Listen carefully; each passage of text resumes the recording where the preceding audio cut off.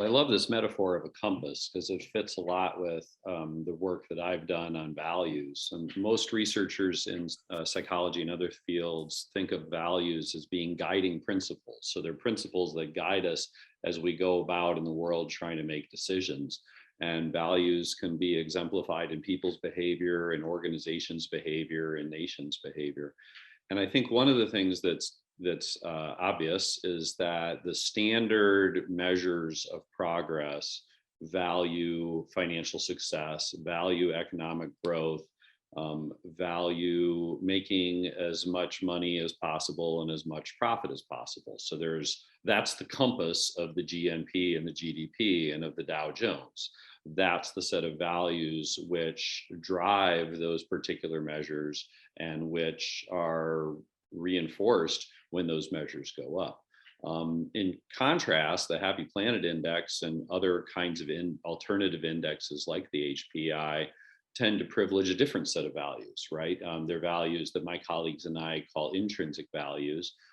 So values for personal growth and physical health, which are represented pretty well in the numerator of the HPI, and then values for community and helping the broader world, which I think are well represented in the denominator, so in the ecological outcomes of the HPI.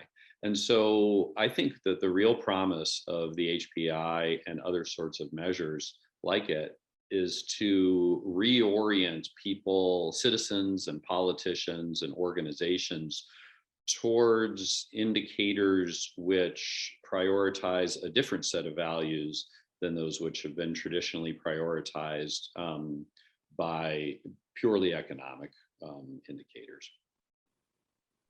Awesome. Thanks, Tim. That was really, really helpful. So if we're looking at new values for how we measure success, and tools like the Happy Planet Index help to clarify what those could be, how do we make this vision or these values sort of mainstream? How do we make them a reality in our economic decision making? How do we make this shift? So I'll pass this one back to you, Tim, to get us started. I think one of the main things to me that has to happen is that indicators like the HPI have to be taken as seriously as our current indicators are taken, right?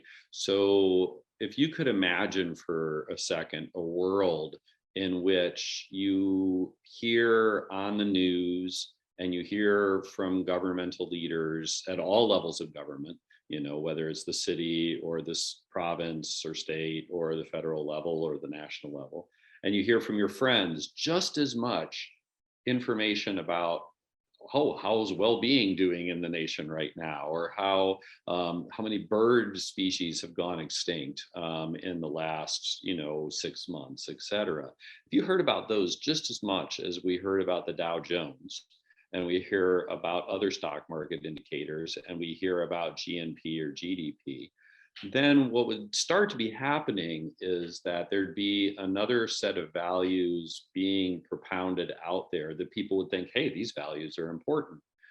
And theoretically, what would happen, at least in democracies, would be that individuals would begin to put pressure on their politicians to maximize that other set of values, just like right now they put pressure on their politicians to maximize economic outcomes, right? So how many politicians have risen or fallen on the basis of the economy of wherever they're in charge of?